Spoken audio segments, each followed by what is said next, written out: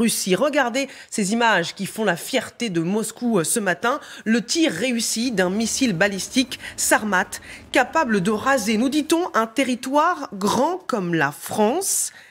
Est-ce une simple provocation ou un avertissement à prendre très au sérieux? Avant de nous entendre, écoutons Vladimir Poutine. C'est véritablement une arme unique qui va renforcer le potentiel militaire de nos forces armées et qui fera réfléchir à deux fois ceux qui essaient de menacer notre pays avec une rhétorique déchaînée et agressive. Voilà pour les déclarations du président russe. Vous allez nous dire ce que vous pensez de ce missile et de ces annonces, parce que les deux sont très importants. Juste avant, pour bien comprendre, Nivine Potros, expliquez-nous ce qu'est ce Satan 2.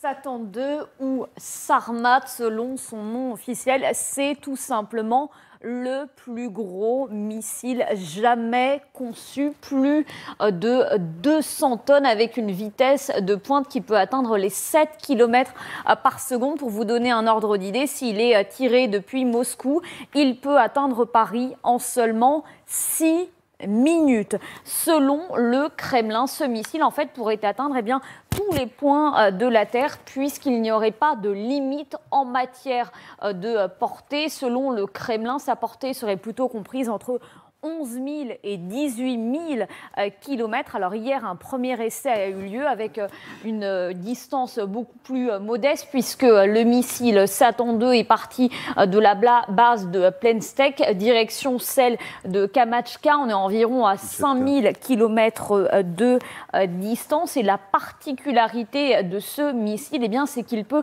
changer de trajectoire, y compris juste avant d'atteindre sa cible, ce qui évidemment le rend très difficile à intercepter, voire même impossible, impossible d'échapper aux armes de défense anti-missiles, d'autant plus qu'il peut atteindre une cible à 10 mètres près. Quand on sait qu'il peut être tiré de 18 000 km, évidemment, c'est très impressionnant. Il pourrait être équipé d'une dizaine de têtes nucléaires avec une puissance maximale de 50 mégatonnes. Pour vous donner un ordre d'idée, c'est 2000 fois plus puissant que les bombes qui avaient été larguées au-dessus d'Hiroshima et de Nagasaki. Alors, ce qu'il faut savoir pour l'instant, c'est que Satan 2 est en phase d'essai. Selon les experts, il faudra vraisemblablement plusieurs années pour qu'il soit vraiment opérationnel. Et puis, une autre précision qui a également son importance, ce projet, il ne date pas d'hier, il ne date pas non plus de la guerre en Ukraine, puisqu'il fait partie d'un projet plus global qui a été officiellement présenté en 2018. Merci Nivine pour ces explications très précises. Satan 2, 2000 fois plus puissant que les bombes qui ont été larguées au-dessus d'Hiroshima et de Nagasaki. Amiral, est-ce que cette démonstration de force qui a été faite par Moscou doit nous inquiéter ?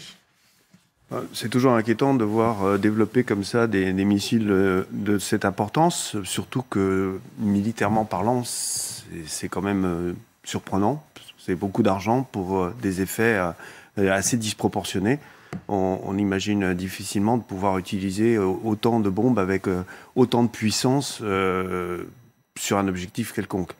Bon, surtout mettre tout ça sur un seul missile, c'est surprenant parce qu'un seul missile, c'est un seul objet qui part. Après, il emporte effectivement une dizaine de têtes. Certains disent 12 têtes nucléaires. Et puis J'ai mis cette petite vidéo d'une grande chaîne française ici chez nous en France pour interpeller chacun de nous sur malheureusement l'état de ce monde. Le bien-aimé Jean, l'apôtre, l'a si bien dit en 1 Jean 5,19 là-bas.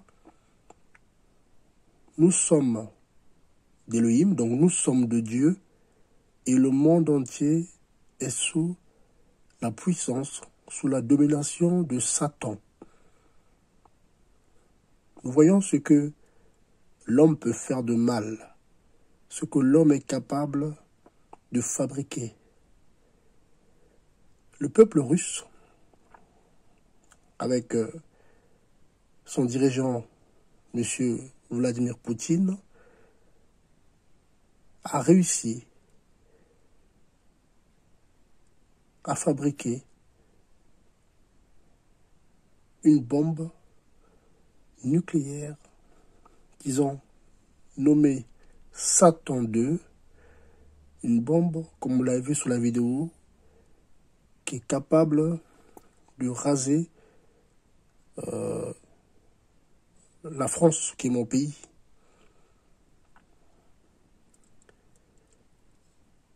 Ça doit interpeller déjà les chrétiens, chrétiennes, sur le retour imminent de Jésus-Christ, donc Yeshua Mashiach.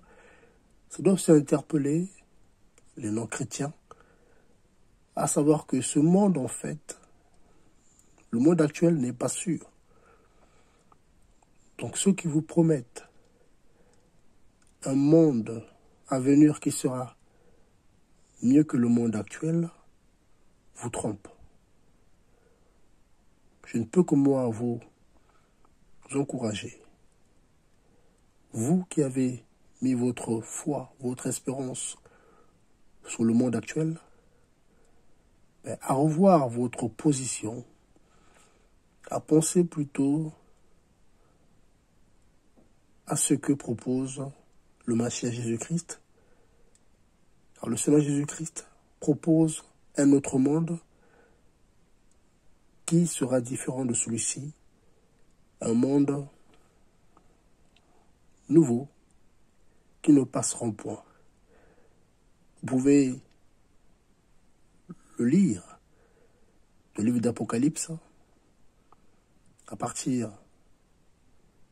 du chapitre 21, où le Jésus vous parle de la fin de ce monde actuel qui passera.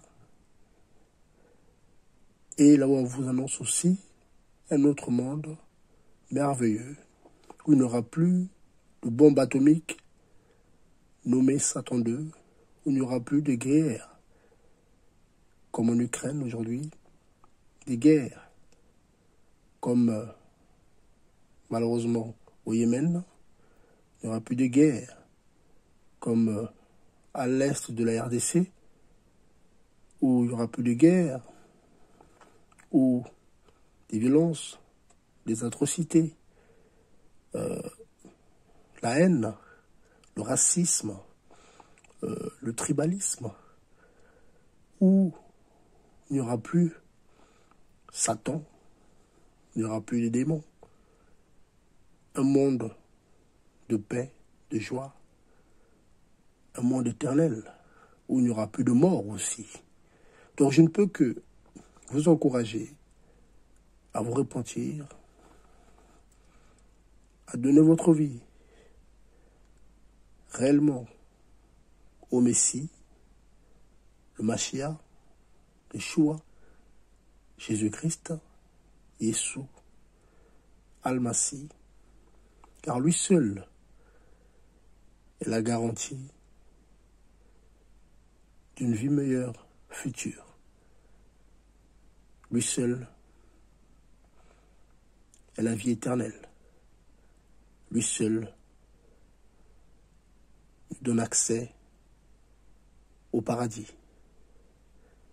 Donc, bien-aimés chrétiens, déjà, soyez encouragés, tenez ferme, accrochez-vous.